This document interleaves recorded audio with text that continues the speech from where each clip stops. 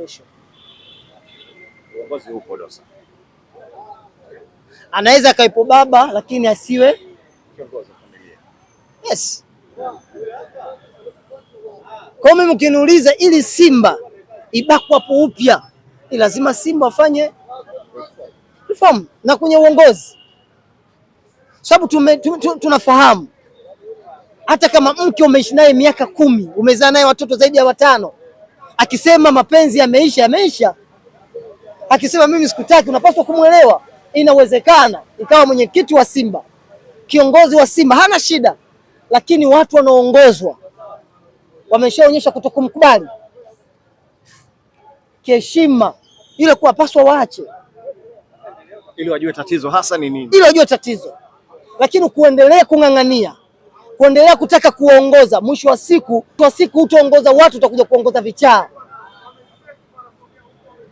Lazima ujitafakari as a manager, as a chairman. Tafakari,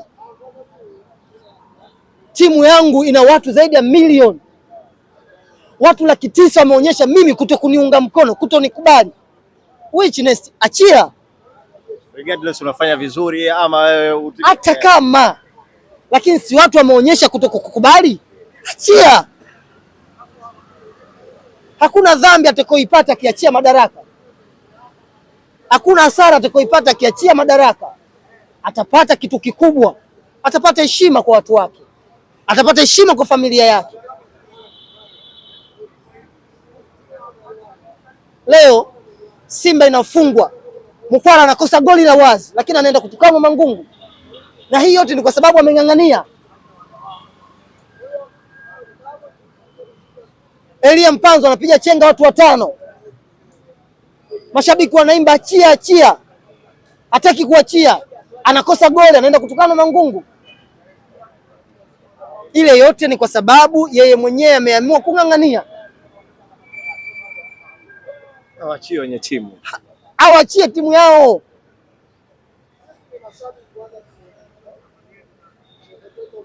Na mimi nawaambia mashabiki wa Simba,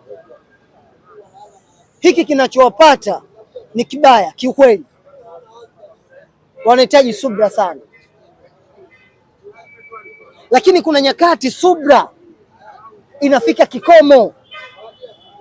Nini watafanya? Jana nimemsikia mshabiki mmoja wa Simba, na mimi naamini vyombo vya dola vinaweza vikasema naye kwa utulivu. Anasema angekuwa na bomu angekwenda kwa Mangungu kujiripua. Anaulizia anapouzwa, au anaulizia mabomu anapouzwa. Ile ni chuki imeshatengenezwa sasa. Leo yule mtu anaweza asifanya hivyo, lakini kuna mwingine anaweza kaja akafanya. Jambo la msingi, jambo la kibusara ni mwenyekiti wa klabu kuamua kuwapa watu timu yao. Only hekima na busara itumike. Yani asitarajie kwamba Simba hii itakwenda dirisha dogo, itafanya signing za wachezaji bora, alafu itakuja uwanjani. No. Kwa sababu kuwa na wachezaji bora sio njia pekee ya timu kupata matokeo.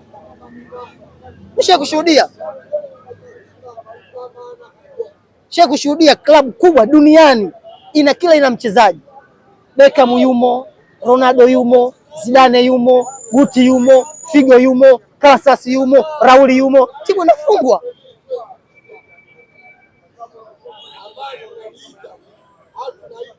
Na wakati ule ile timu inafungwa, rais wa klabu aliamua kujiuzulu. Florentino Perez alikuja tena baadaye. Kwa heshima ya mwenyekiti wa klabu ni kujiuzulu, ni kuiacha timu. Bila hivyo atatukanwa. Yule ni kama mzee wetu, anapotukanwa tunaona kama vile wazee wetu nyumbani wamefanyaje, wametukanwa. Na sisi watu wa imani ya dini ambao tumelelewa kwenye misingio, tunaamini baba ni baba, mama ni mama.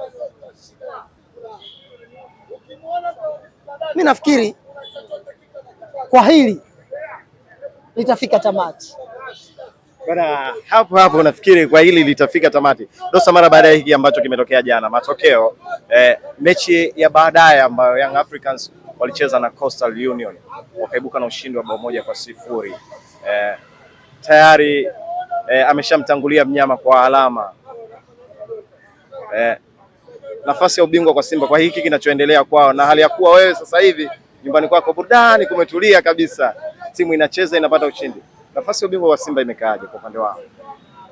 Ndogo sana, ndogo sana,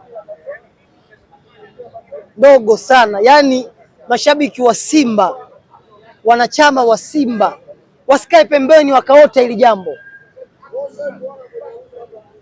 wasikae kabisa kuota, wasiote, kwa sababu utaotaje ubingwa wakati nyumbani kwako kuna waka moto? Utaotaje ubingwa ndani ya uwanja wako pana waka moto? Ni rahisi sana kusema Simba ameshamaliza ligi. Kwa maana hiyo alobaki Simba amemaliza ligi, ubingwa wote alobaki. Ni rahisi sana kusema Simba ameshamaliza ligi,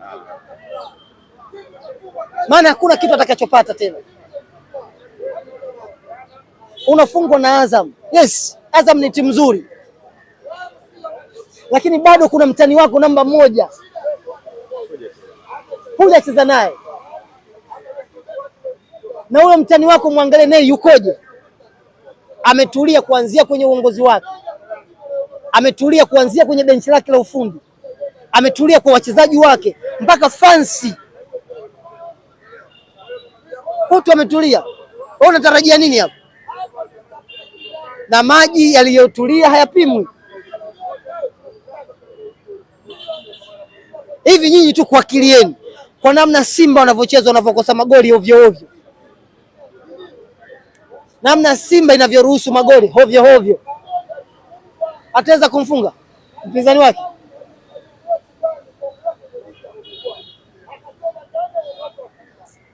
Mimi siamini. Bado mapema sana kusema Simba jitia katika mbio za ubingwa ligi kuu Tanzania bara. Sio mapema. Nyota njema huonekana asubuhi. Leo hii ukimfuata kiongozi wa Simba, ukimuuliza mpango wako wa nini ubingwa, hawezi akakwambia sitachukua ubingwa. Kwanza mwenyewe anafikiria ni namna gani nitawatuliza mashabiki wangu, ni namna gani nitawatuliza wanachama wangu. Bado hujamuuliza unamuona wapi mpinzani wako.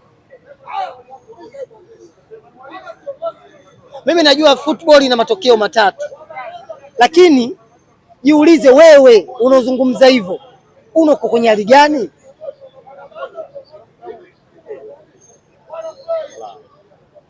Mimi siamini. Sasa labda hiki ambacho kinaendelea nje sasa, viongozi wakishutumiwa kwa kikubwa na baadhi yao wakiongea wazi kwamba hakuna umoja, kuna namna yote inawaathiri wachezaji hasa kwenye performance zao na mazingira yao, na kundi kubwa ni wageni wamekuja kwa mara ya kwanza Tanzania. Yes. Na nilikwambia mwanzo vizuri, baba na mama wanapogombana mtoto anaharibika kisaikolojia, na ndio maana wazee wetu wa zamani walikuwa wakishaona hali ile, mtoto anachukuliwa na pelekwa kwa bibi yake ili ugomvi huu uendelee kwa wao wenyewe. Kumbe ilikuwa ni hekima ile. Hekima ile ya wazee. Kalelewa na bibi huyu. Kalelewa na bibi. Huko watu wanasolve mambo yao. Leo ugomvi wa Simba mpaka mpinzani anaujua.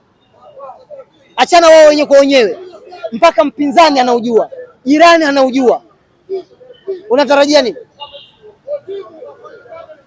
Wakae wakubaliane. Leo ni mwaka 2025, imetosha.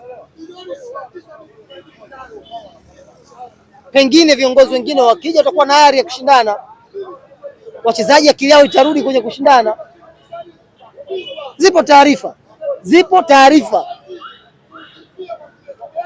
kwamba kwenye kila nyanja ya uongozi wa Simba kuna mtu kasajili wachezaji wake. Nini unatarajia?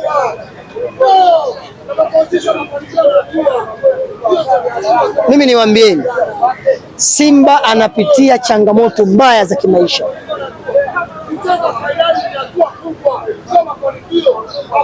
na washukuru wanaenda kwenye international break, washukuru sana, lakini bila hivyo hakuna shabiki wa Simba angepata nafasi ya kwenda uwanjani.